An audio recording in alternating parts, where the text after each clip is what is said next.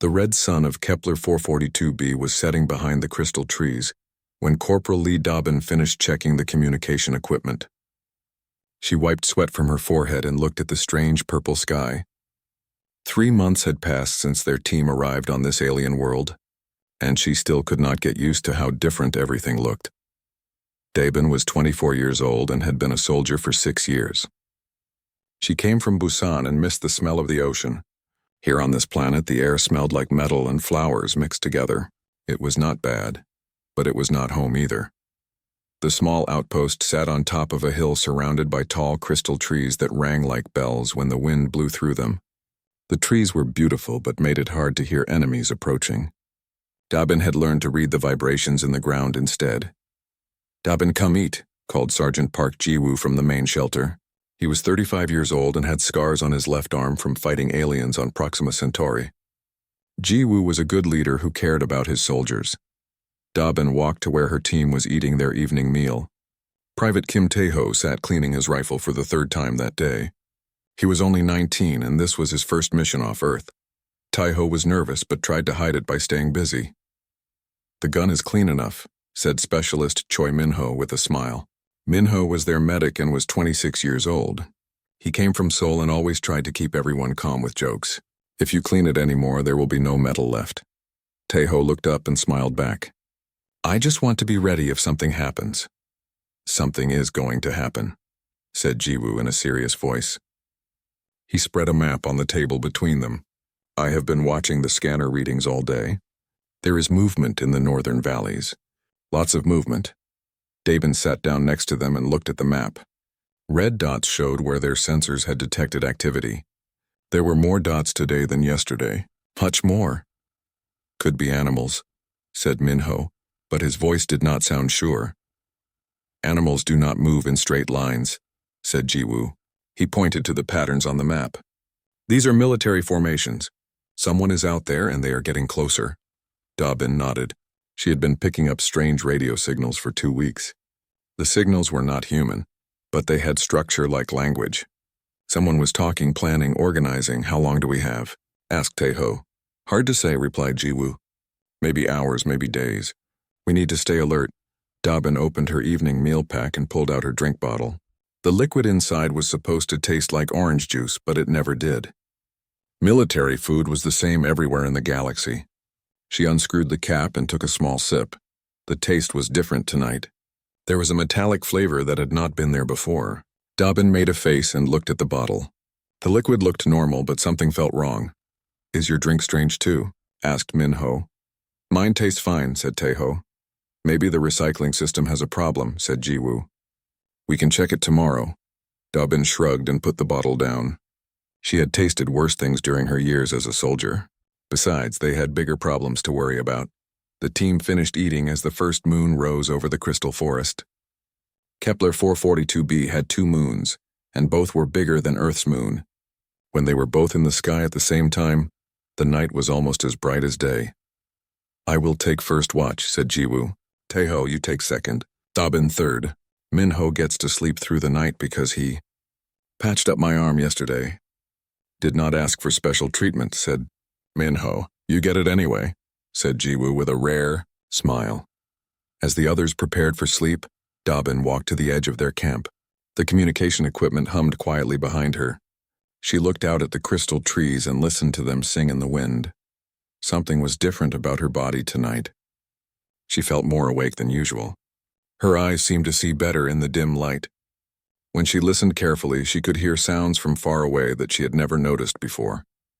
Dobbin thought about the past 3 months. All of them had been changing since they arrived on this planet.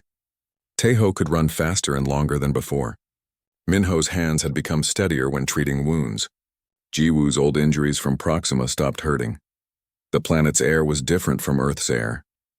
It had more oxygen and strange minerals that their scientists did not fully understand. The medical team said the changes were normal adaptations. Their bodies were getting used to the new environment. Dobbin picked up her drink bottle again. The metallic taste was stronger now, but she was thirsty. She drank half the bottle before the burning sensation started in her chest.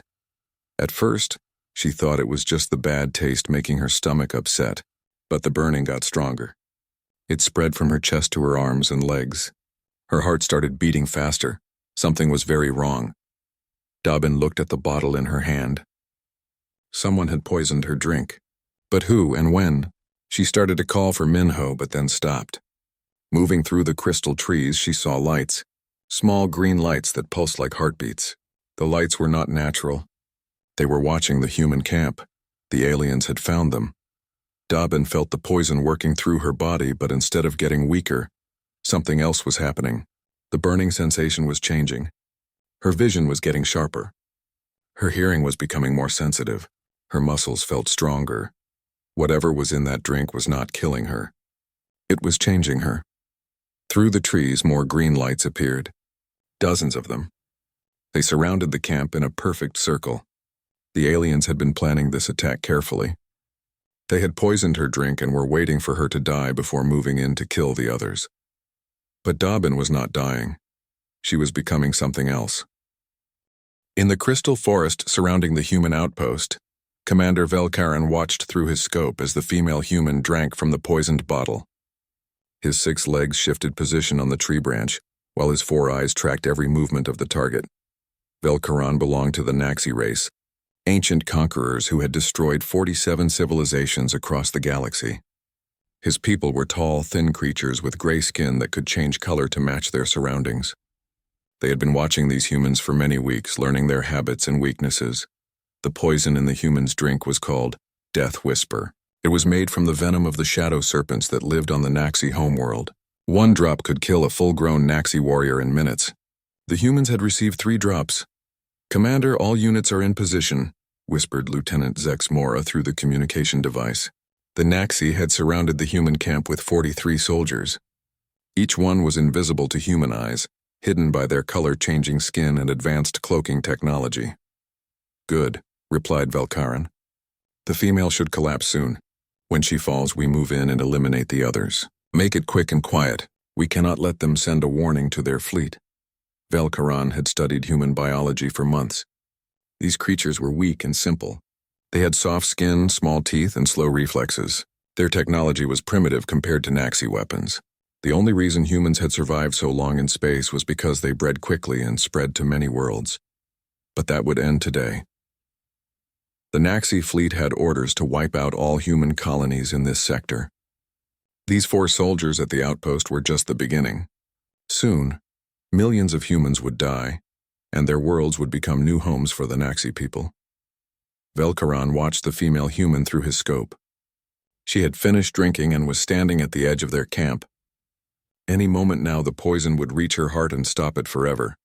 But something was wrong. The human was not falling down. Instead, she seemed more alert than before.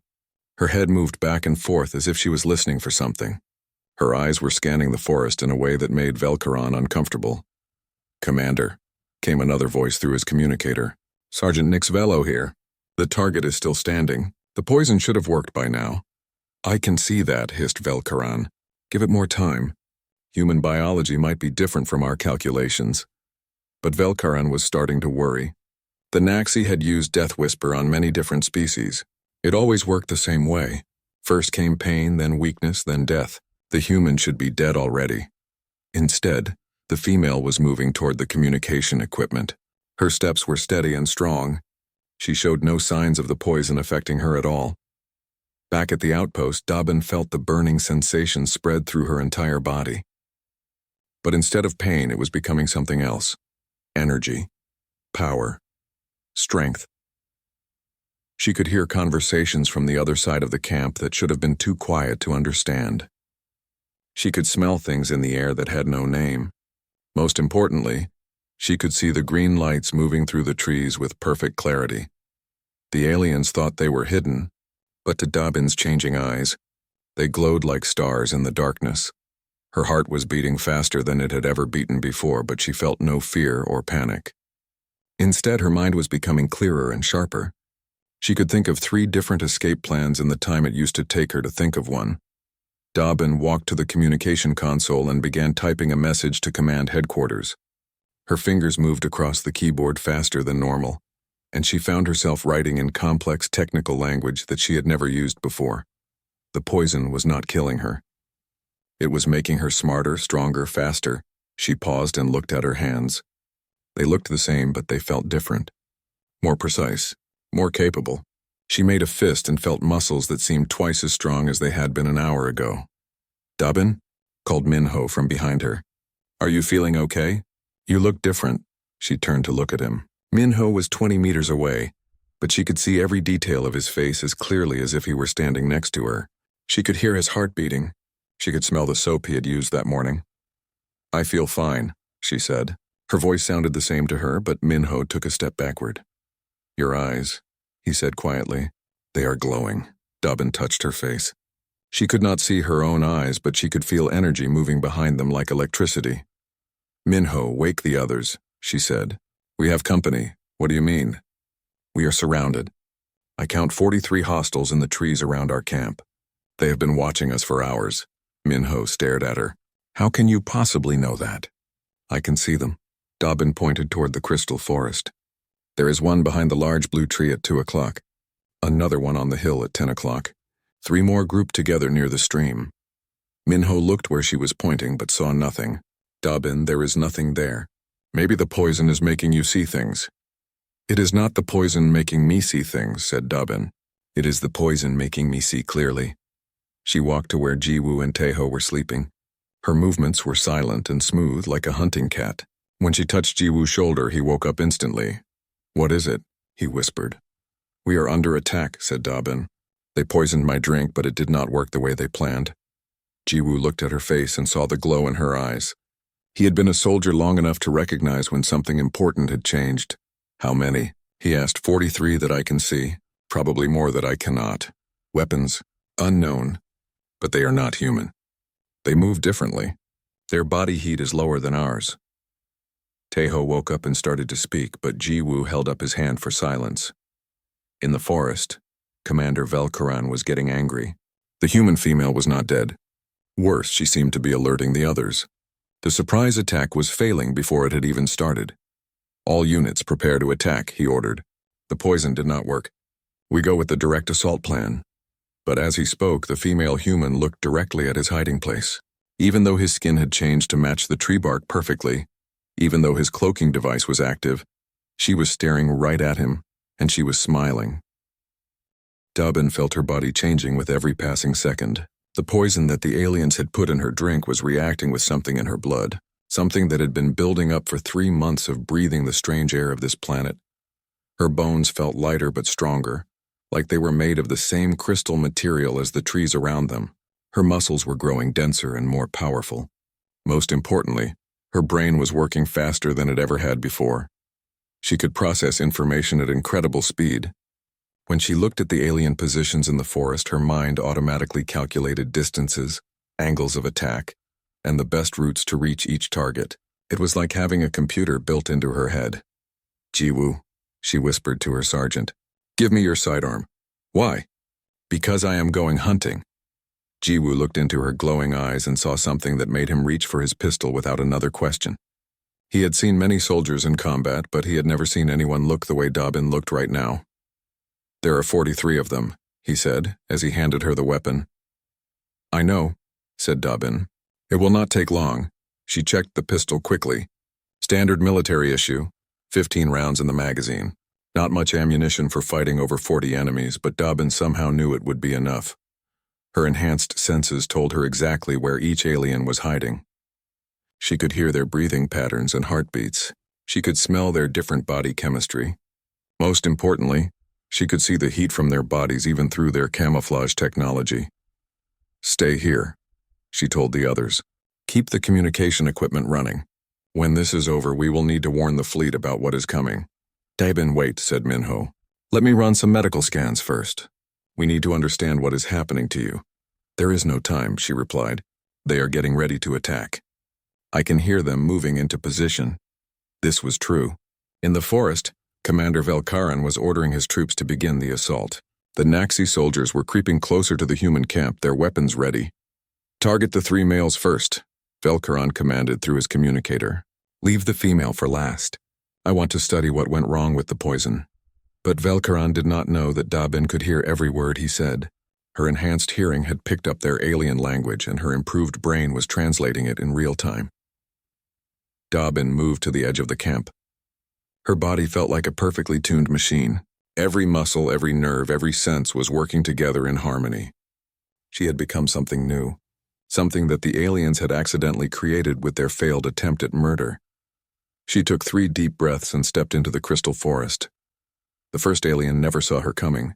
Dobbin moved between the trees like a shadow, covering 30 meters in seconds. The Naxi soldier was focused on the human camp and did not notice the human female until she was directly behind him. Dobbin's enhanced strength allowed her to snap the alien's neck with one quick motion. She caught his falling body and lowered it silently to the ground. Then she took his weapon, a strange energy rifle that her improved mind understood immediately. The second alien was harder to reach. He was positioned on higher ground with a good view of the area. But Dobbin's new abilities let her climb the crystal trees like a mountain cat.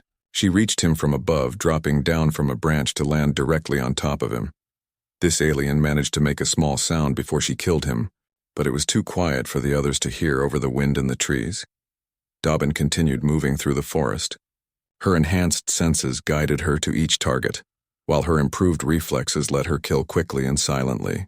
The Naxi soldiers had no idea that death was moving among them. Commander Velkaran was starting to worry.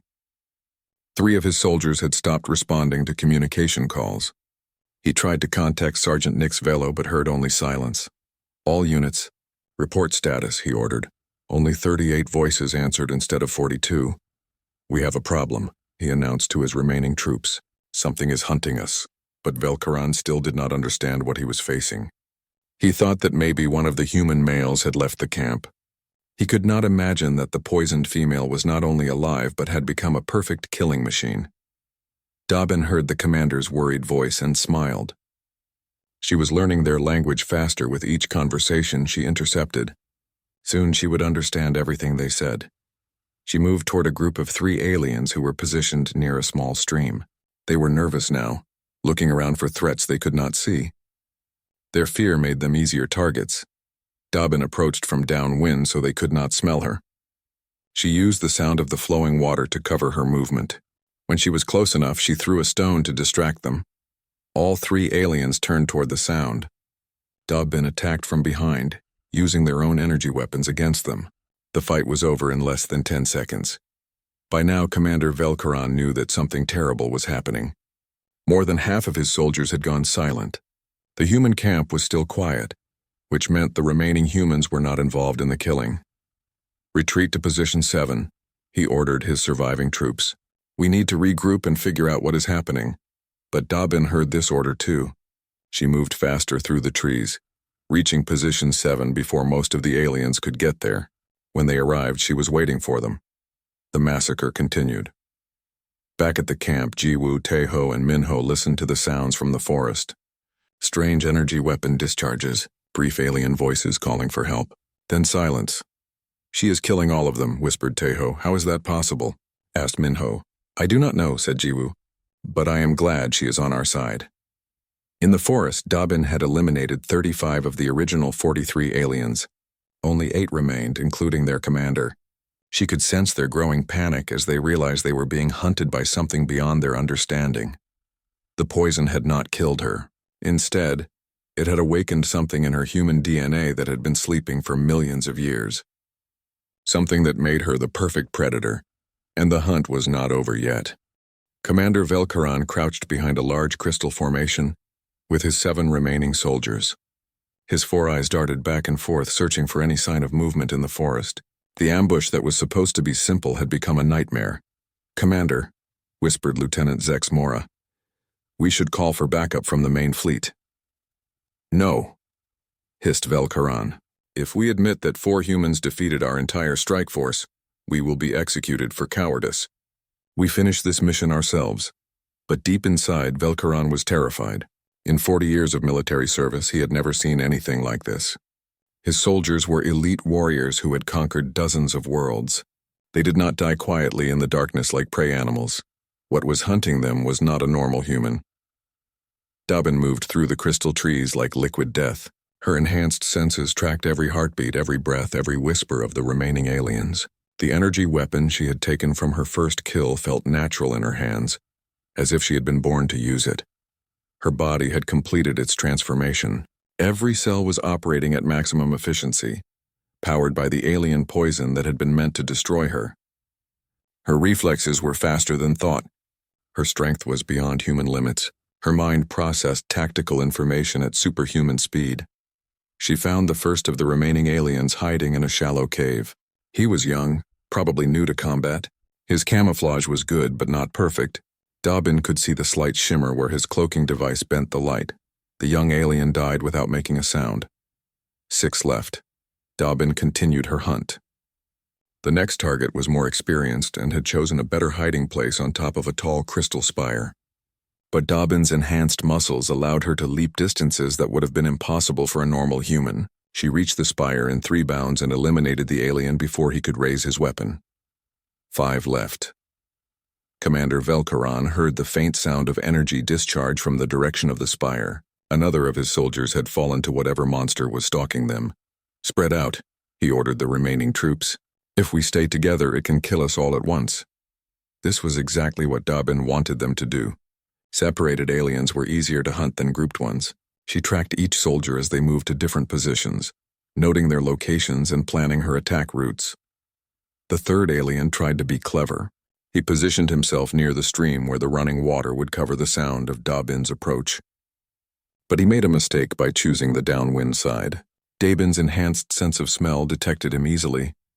She approached underwater, moving along the stream bed like a hunting crocodile. The alien never saw her coming. One moment he was scanning the forest for threats, the next moment he was dead. 4 left. The fourth alien lasted longer because he was smart enough to keep moving. But Dobbin was faster and more patient. She followed him for 20 minutes, staying just outside his sensory range, until he made the mistake of stopping to rest. Dobbin struck from above, dropping from a tree branch like a hunting spider. The alien's armor was tough, but her enhanced strength was tougher. 3 left. By now, Commander Velkaran was close to panic. He had lost 39 soldiers to a single human female. The surviving aliens were his most experienced warriors, but even they were starting to break under the psychological pressure.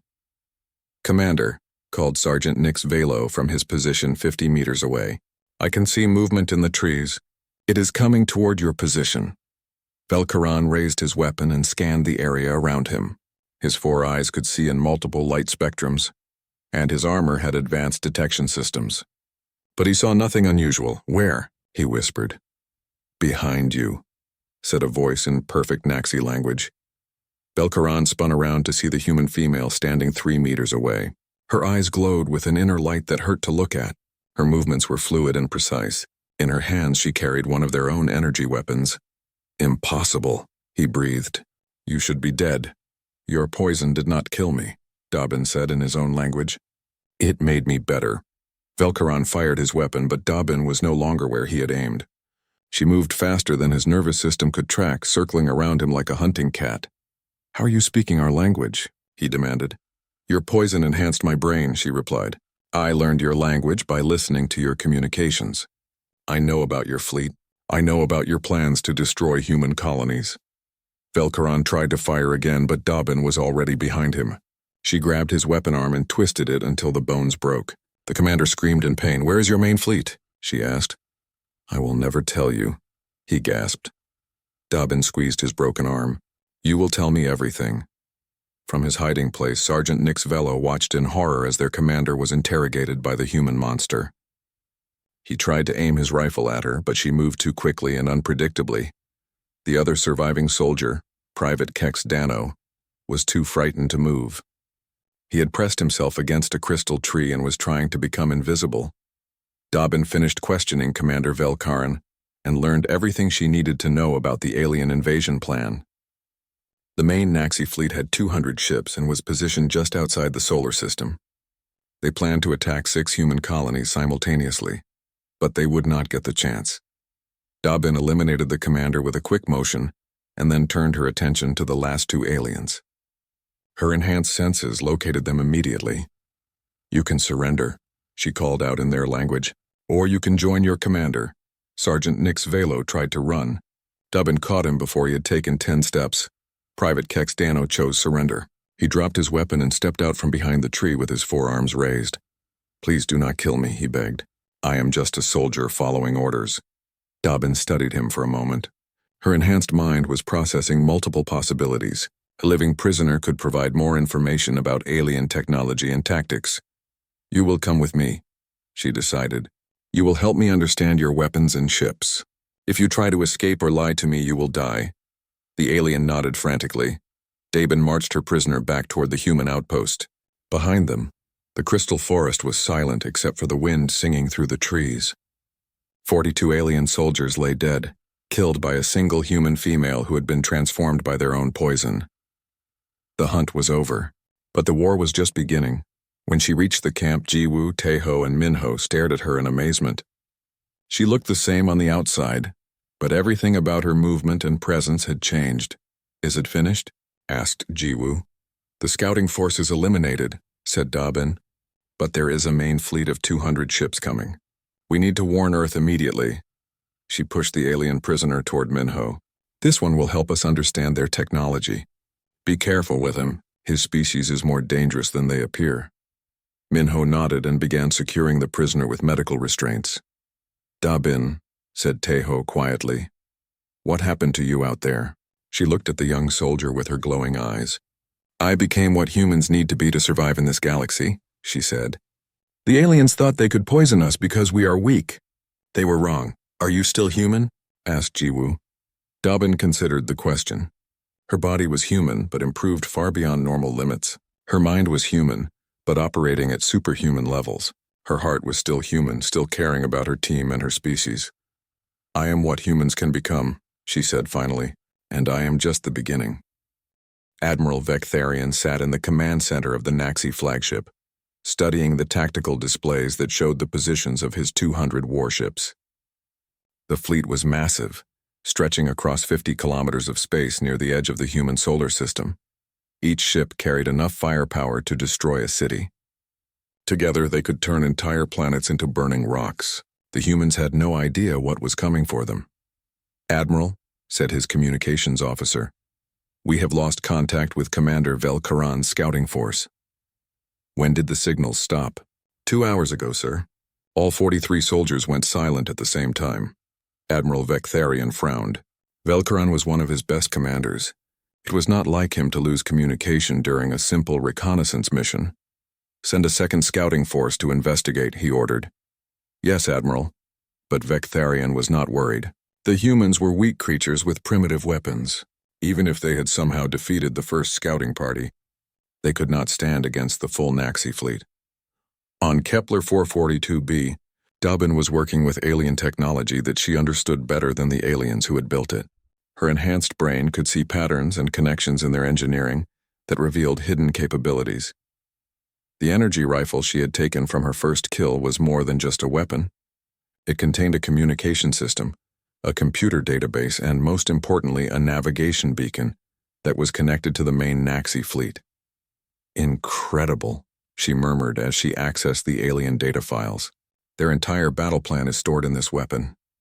Jiwoo watched as she interfaced with the alien device using improvised cables connected to their human equipment. "How do you know how to do that?" "The poison changed more than my body," Dobbin explained. "It changed my mind. I can understand their technology intuitively. It is like reading a book written in a language I have always known." The alien prisoner, Private Kex Dano, watched nervously as the human female worked with Naxi equipment. He had been terrified of her since she spared his life, but now he was amazed. Even experienced Naxi engineers needed years of training to work with such systems.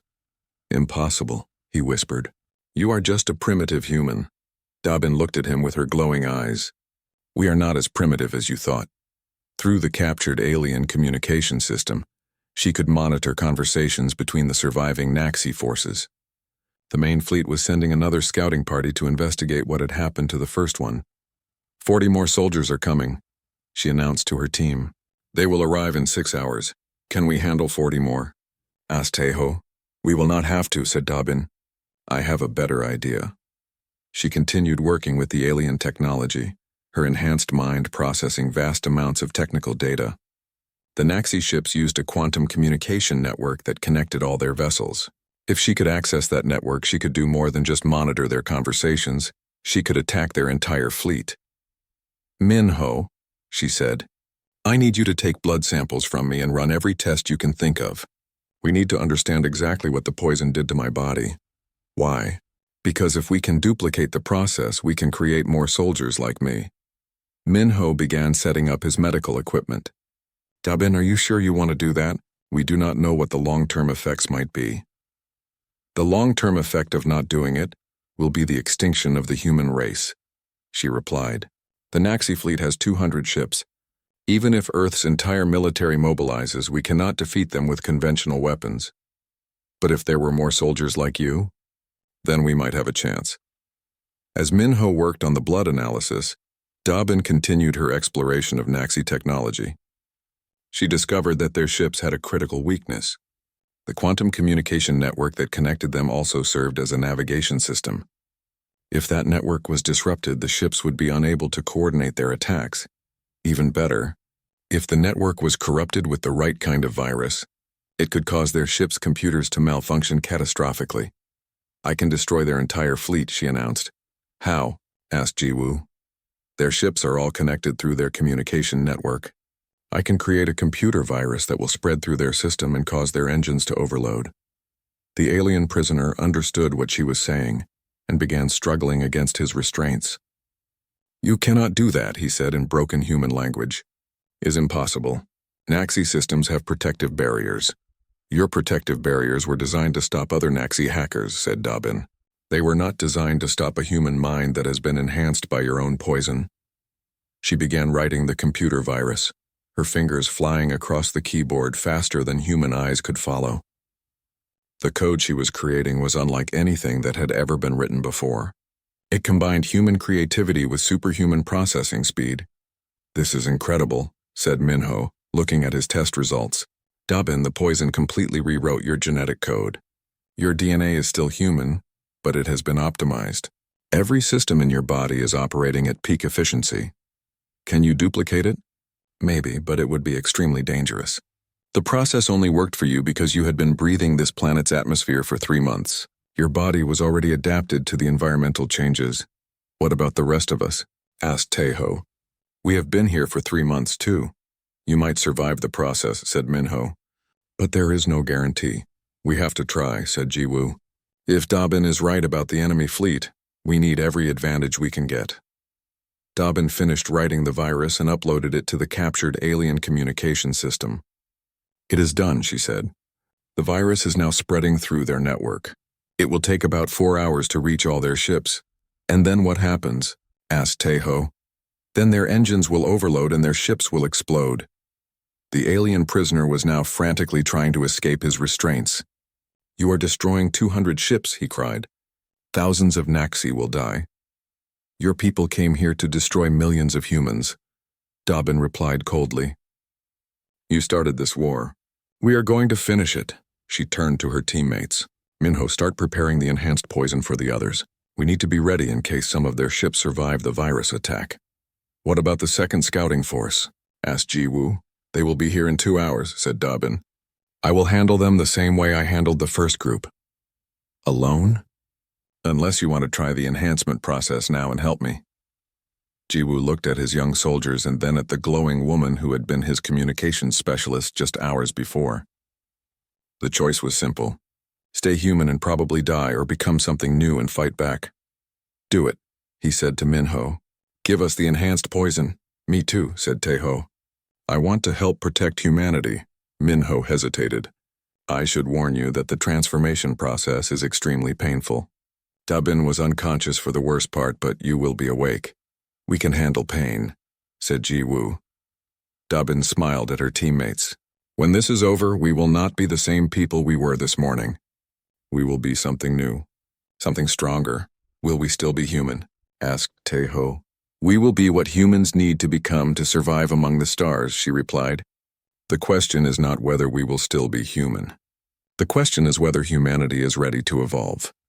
4 hours later, as the computer virus reached the last ships in the Naxi fleet, Admiral Vectharian received the most horrifying report of his long military career. "Admiral, we are getting emergency signals from across the fleet," his communications officer announced in a panic. "Ships are reporting engine malfunctions, critical system failures. Sir, the dreadnought Kexvoller just exploded." On the tactical display, red warning lights began appearing next to ship after ship. In the span of 10 minutes, the most powerful invasion fleet in Naxi history was destroying itself from within. "How is this possible?" demanded the admiral, but there was no time for answers. His own ship's engines began overloading, and Admiral Vectharian realized that he was witnessing the end of Naxi expansion into human space. On Kepler 442b, 4 enhanced humans prepared to face the second scouting force. They were no longer entirely human, but they were something that humanity could be proud of. They were evolution's answer to extinction. 6 months after the Battle of Kepler 442b, Dr. Sarah Chen stood in the medical research facility on Luna Station, looking at test results that would change humanity forever. The blood samples from the enhanced soldiers had revealed secrets that scientists had only dreamed about. "The genetic changes are permanent," she told the assembled military commanders. "More importantly, they can be passed on to children. We are looking at the next step in human evolution." General Kim Hwan-soo, commander of Earth's defense forces, studied the data carefully. "How many enhanced soldiers do we have now?" 237 have successfully completed the eye transformation process, replied Dr. Chen.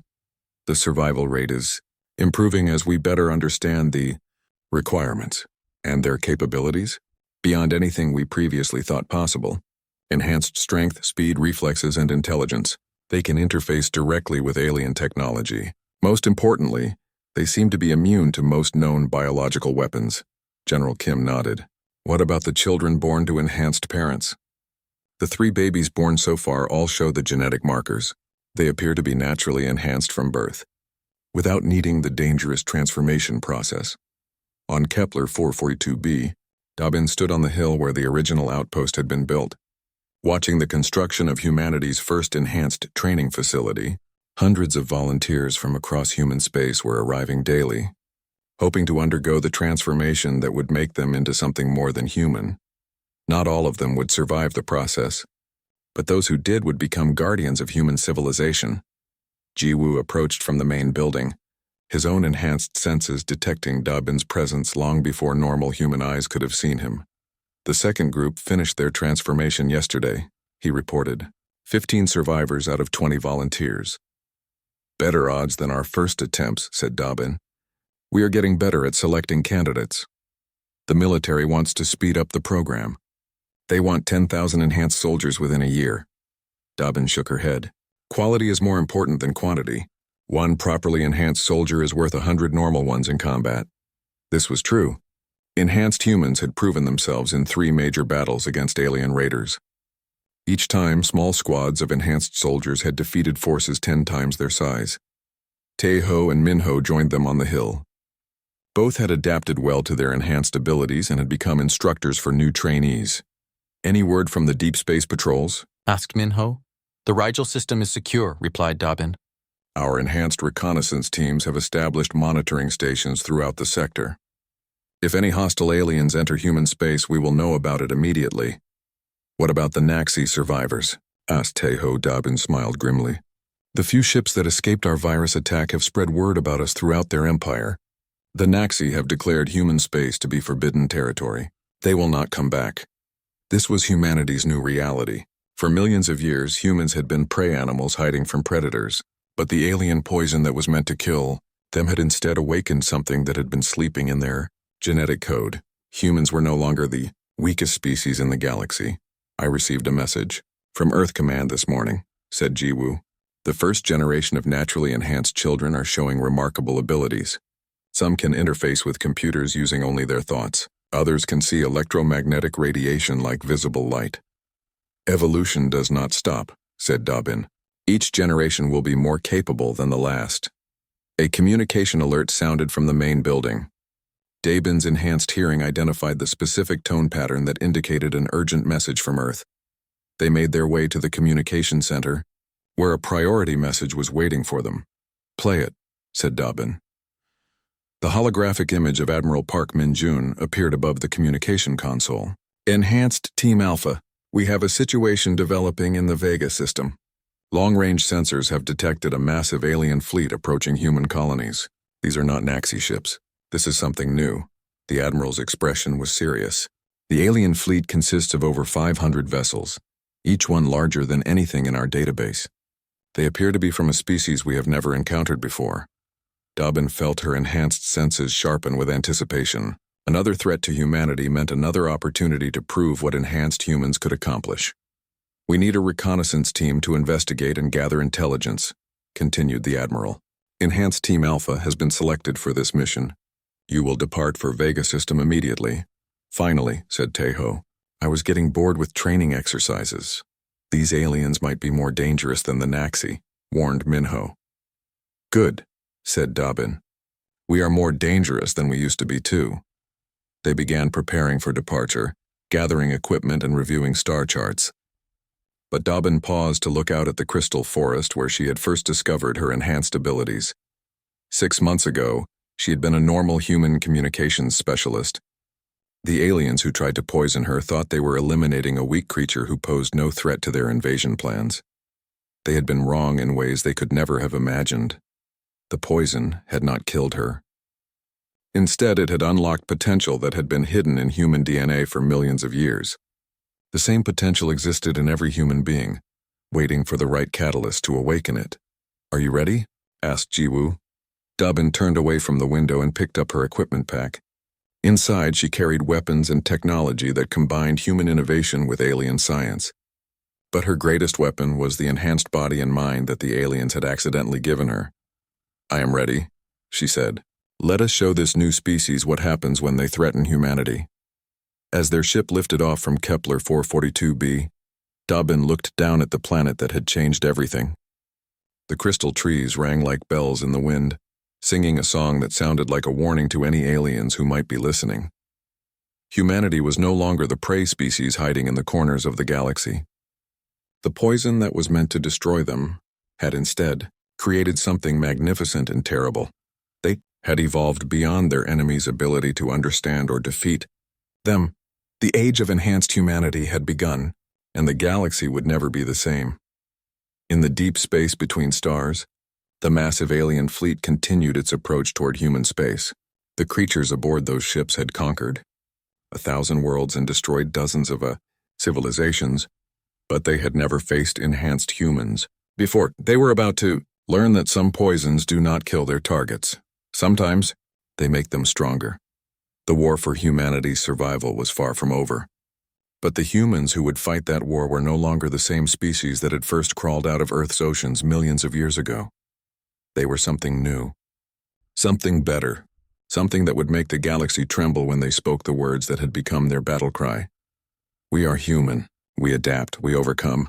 We evolve. And they were just getting started.